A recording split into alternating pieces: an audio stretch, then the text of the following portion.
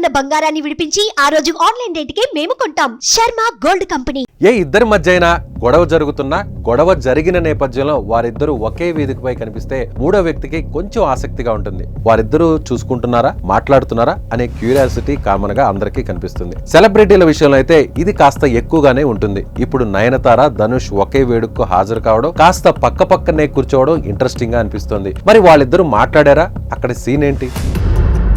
టాలీవుడ్, కోలీవుడ్ తో పాటు ఇతర సినిమా ఇండస్ట్రీలో గత వారంలో హాట్ టాపిక్ ఏంటంటే నయనతార అండ్ ధనుష్ ఇష్యూ. నయనతార డాక్యుమెంటరీలో ధనుష్ నిర్మించిన నేను రౌడీనే సినిమాలోని 3 సెకండ్ల నిడివిని కలిగిన క్లిప్పింగ్ కోసం ధనుష్ 10 కోట్లు డిమాండ్ చేశాడని నయనతార అగ్గి మీద గుగ్గిలమైంది.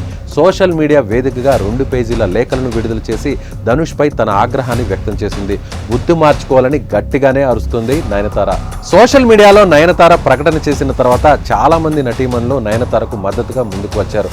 మరోవైపు తన డాక్యుమెంటరీకి పబ్లిసిటీ సంపాదించుకోవడం కోసమే నయనతార ఇలా చేసిందని సోషల్ మీడియాలో కొందరు విమర్శలు కూడా చేశారు.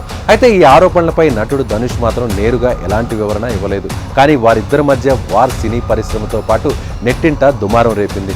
ఇంతలోనే వారిద్దరూ ఒకే పెళ్లిలో కనిపించారు. టౌన్ పిక్చర్స్ వ్యవస్థాపకుడు ఆకాష్ భాస్కర్ వివాహం చాలా గ్రాండ్ గా జరిగింది. పెళ్లిలో సినీ తారలు సందడి చేశారు. ఈ వివాహానికి ధనుష్, నయనతార కూడా హాజరయ్యారు.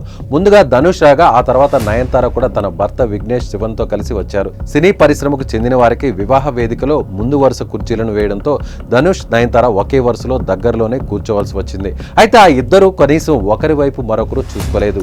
వధువరులను ఆశీర్వదించేందుకు వేదికపైకి వెళ్లే క్రమంలో కూడా నయనతార, ధనుష్ ఎడముఖం పెడముఖంగానే ఉన్నారు. ప్రస్తుతం వారి వీడియోస్ సోషల్ మీడియాలో వైరల్ గా మారింది.